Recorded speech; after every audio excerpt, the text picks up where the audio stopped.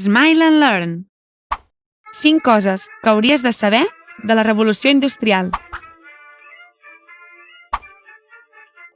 La revolució industrial va començar a Anglaterra al segle XVIII, gràcies a la màquina de vapor de James Watt. Aquesta transforma l'energia tèrmica del vapor d'aigua en energia mecànica. Aquest invent va provocar una revolució a la societat abans mai vista. La màquina de vapor es va utilitzar sobre les fàbriques i el transport. La utilització de la màquina de vapor va transformar per complet la fabricació d'objectes, que van passar de ser elaborats per petits tallers a grans fàbriques.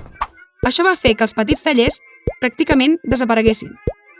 Gràcies a aquesta nova indústria es podien fabricar objectes en sèrie molt més barats, sent més assequibles la seva compra i fent pròspera l'economia. Les màquines de vapor també s'utilitzaven pel transport, facilitant el comerç i el trasllat de passatgers a llargues distàncies. Els ferrocarrils podien transportar elements pesats a molt alta velocitat per l'època, gairebé 40 km/h. No et sembla tant, oi? Doncs per aquella època era molt ràpid. Els vaixells de vapor també van suposar un gran avenç, fent que per primera vegada a la història de la navegació no s'hagués de dependre de la climatologia per completar els viatges. A la revolució industrial era importància a la societat rural tradicional, dominada per la noblesa, i apareix la societat urbana dominada per la burgesia. Els burgesos eren persones que s'havien enriquit gràcies a la producció de les fàbriques. Els antics pagesos rurals formaven llavors el proletariat, mà d'obra barata per a les fàbriques. Aquests eren pobres i treballaven en pèssimes condicions, que van millorar al llarg dels segles posteriors, gràcies a l'organització de col·lectius treballadors. El 1837, Samuel Morse inventa a Boston el telègraf. Aquest aparell servia perquè persones que estaven a molts quilòmetres de distància poguessin comunicar-se.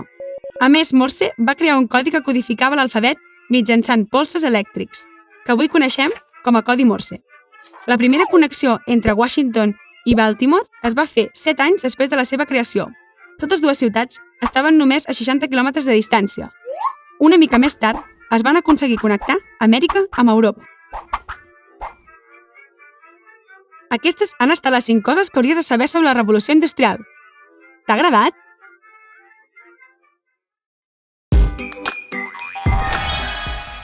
Sabies que a l'aplicació educativa de Smile and Learn podràs trobar centenars de jocs i vídeos tan divertits com aquest?